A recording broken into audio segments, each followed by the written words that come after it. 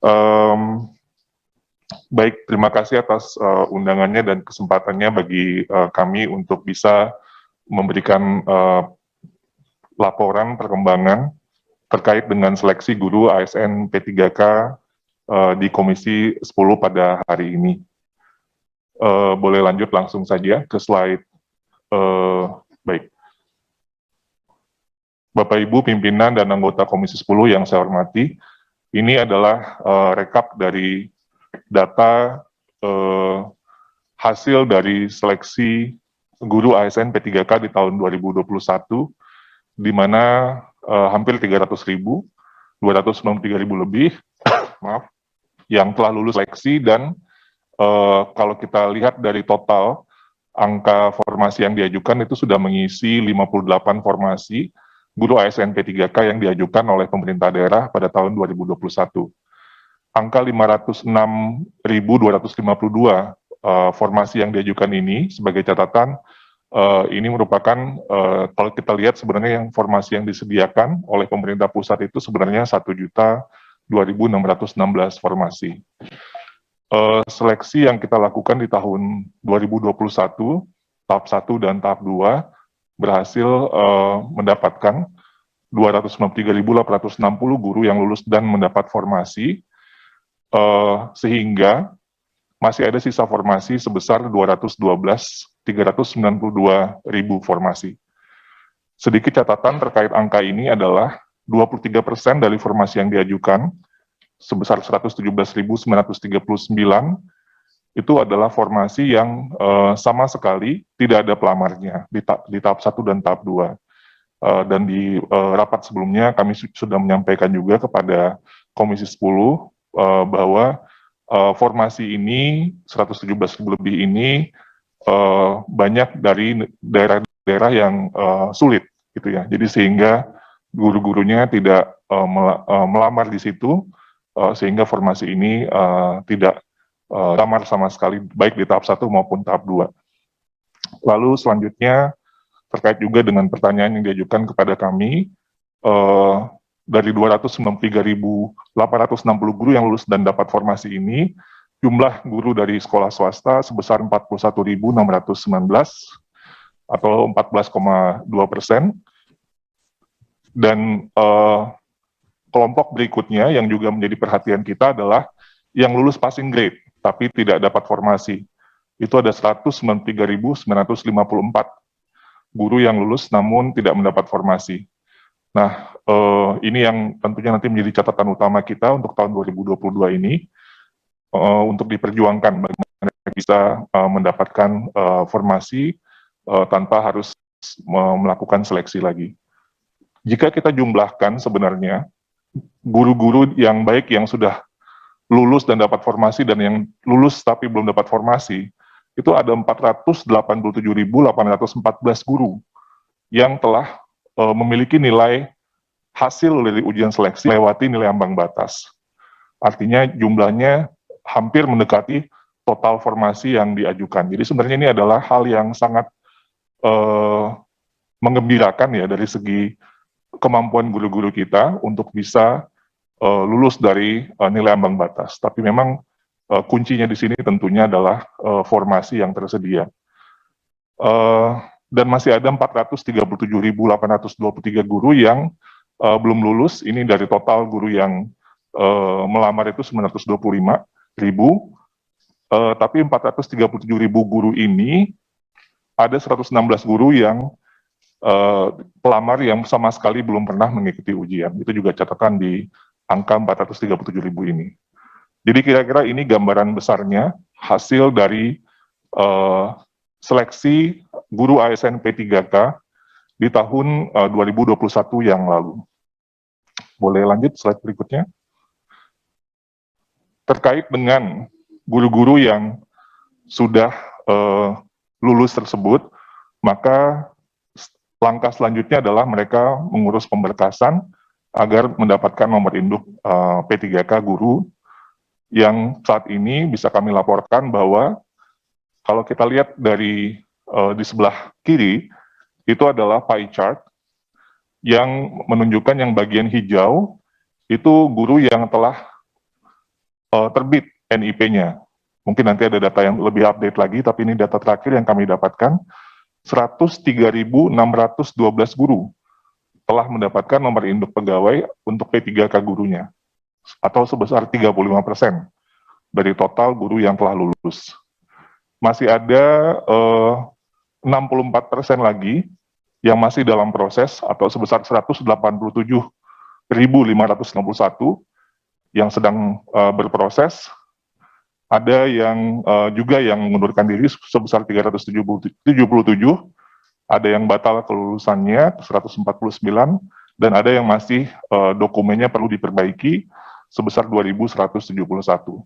Tapi secara garis besar kita bisa melihat bahwa 100.000 guru lebih, 103.000 itu telah terbit nomor induk pegawainya.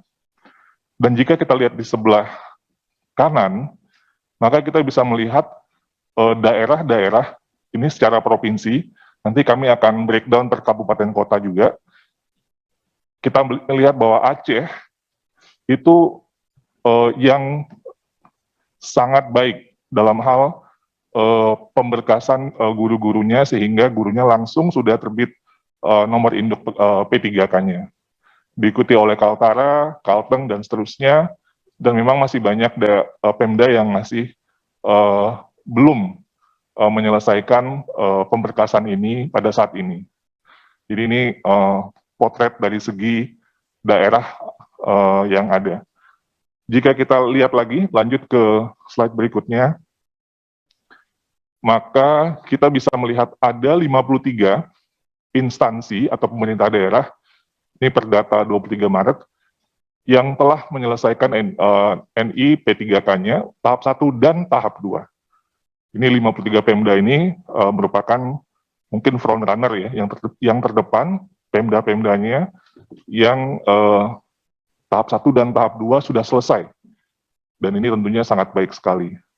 Selanjutnya di slide berikutnya, ada 18 Pemda yang telah menyelesaikan hampir seperti Pemda yang 53 tadi, tapi di tahap 1 itu masih ada beberapa, mungkin ada 1, 2, atau 3 guru yang di tahap satunya masih perlu klarifikasi administrasi.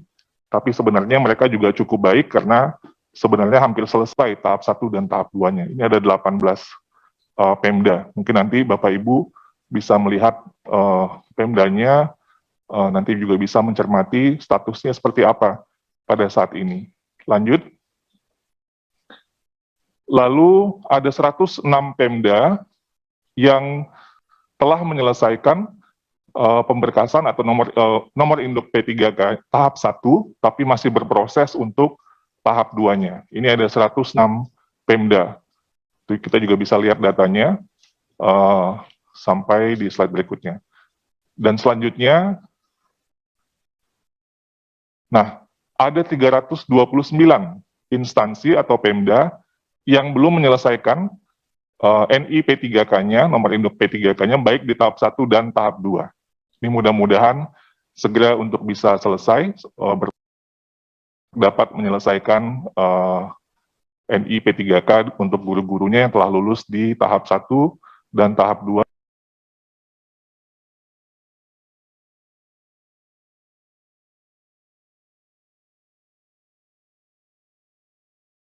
Lalu mungkin di dapilnya, atau mungkin yang lain juga bisa, sehingga nanti bisa lebih kelihatan.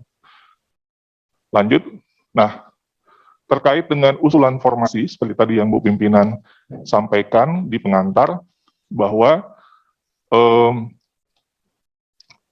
pada saat ini sebenarnya tersedia formasi, kebutuhan formasi di tahun 2022 itu sebesar 758.018 kebutuhan formasi kita. Saat ini statusnya pemerintah daerah itu mengusulkan formasi sebanyak 131.239 atau sebesar 17,3% dari total kebutuhan formasi. Nah, formasi ini seperti juga formasi di tahun 2021 itu sudah termasuk guru agama, guru seni budaya, guru muatan lokal, bahasa daerah, kesenian, PJOK, guru kelas TK, namun memang masih belum maksimal dari total pengajuan yang sudah dilakukan. Jadi misalnya guru agama masih 16,7% dari total kebutuhan, guru Seni budaya yang di dalam termasuk muatan lokal, bahasa daerah dan kesenian masih 23,2%, guru PJOK masih 16,3% dari total kebutuhan, dan guru kelas TK masih sebesar 28,4% dari total kebutuhan.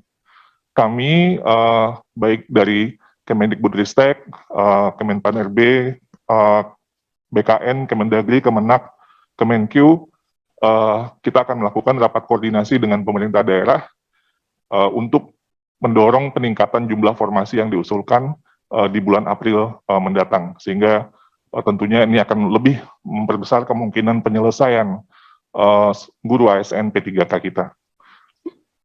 Lanjut.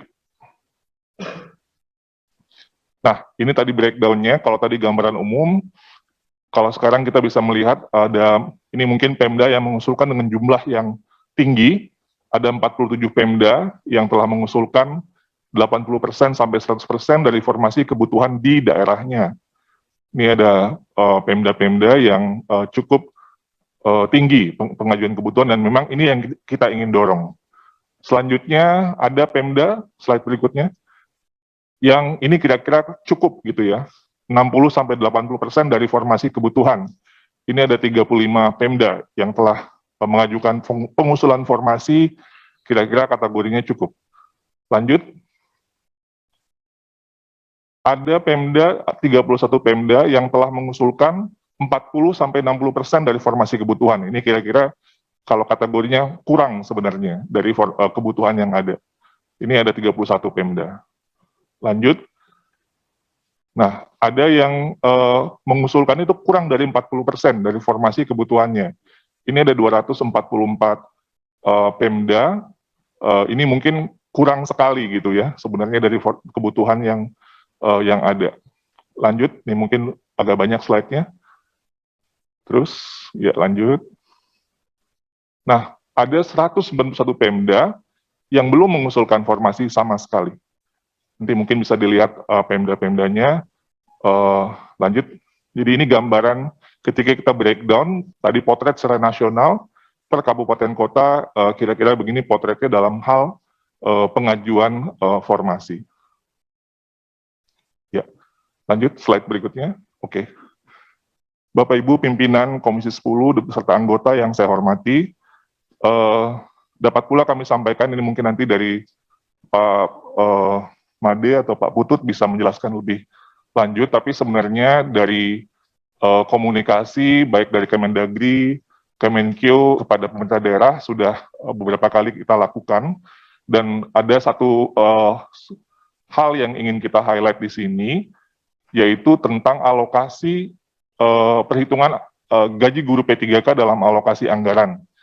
Di sini di tahun 2021 ini surat dari Dirjen Perimbangan Keuangan nomor S98/PK/2021 tertanggal 25 Juni 2021 kepada seluruh gubernur, bupati, dan wali kota yang menjelaskan tentang perhitungan gaji guru ASN P3K. Nah, surat ini beberapa hal yang ingin saya highlight adalah pemerintah daerah diminta untuk segera melaksanakan pengangkatan P3K sesuai dengan formasi yang ditetapkan Kemenpan RB, serta merealisasikan pembayaran gaji dan tunjangan P3K sesuai dengan ketentuan yang berlaku, dan alokasi P3K sebagaimana tercantum dalam lampiran, penganggarannya sudah ditentukan, penggunaan secara spesifik atau bersifat earmark, dan tidak dapat digunakan untuk belanja lain. Ini saya beri, saya beri contoh lampirannya di sini, di mana surat edaran dari Dirjen Perimbangan Keuangan ini sudah langsung spesifik per instansi atau per pemerintah daerah, apakah provinsi, kabupaten, atau kota media, yang berapa jumlah formasi dan berapa alokasi anggaran yang sifatnya earmark tersebut. Nah, itu sudah disampaikan di tanggal 25 Juni tahun 2021 kepada seluruh gubernur, bupati, dan wali kota.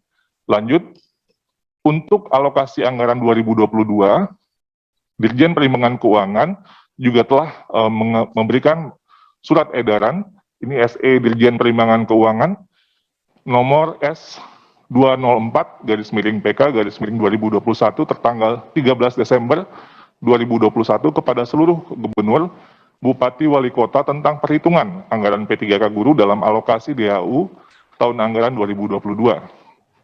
Di mana dijelaskan di sini beberapa hal yang bisa kita highlight adalah pertama, kebutuhan gaji pokok P3K Guru 2021 itu sudah dialokasikan sebanyak 14 bulan gaji, termasuk gaji tunjangan hari raya dan kebijakan gaji ke-13, dengan asumsi bahwa penggajian P3K Guru dimulai sejak Januari 2022. Ini untuk guru yang lulus seleksi di tahun 2021.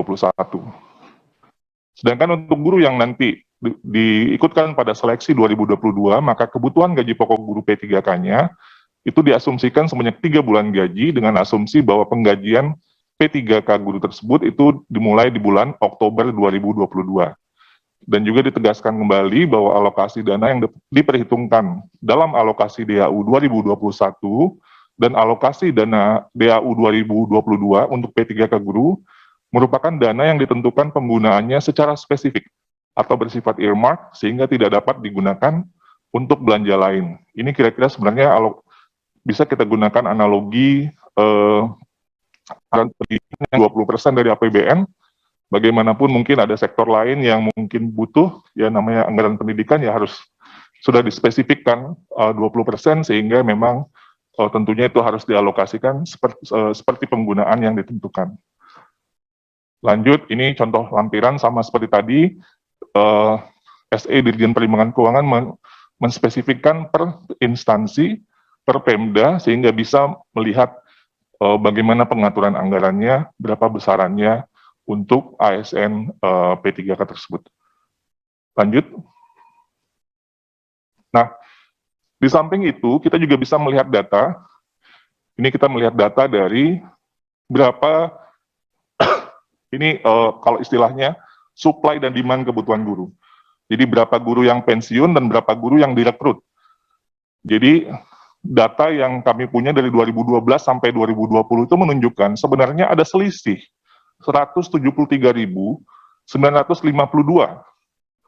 antara guru yang pensiun dengan guru yang direkrut. Artinya ada gap antara lebih banyak guru yang pensiun dibandingkan guru yang baru yang merekrut. Sehingga plafon anggaran, alokasi anggaran yang tadinya untuk membayar guru ASN, apalagi ini gajinya tentunya guru yang golongan lebih tinggi karena dia pensiun, ini belum dipergunakan kembali untuk pembayaran guru ASN.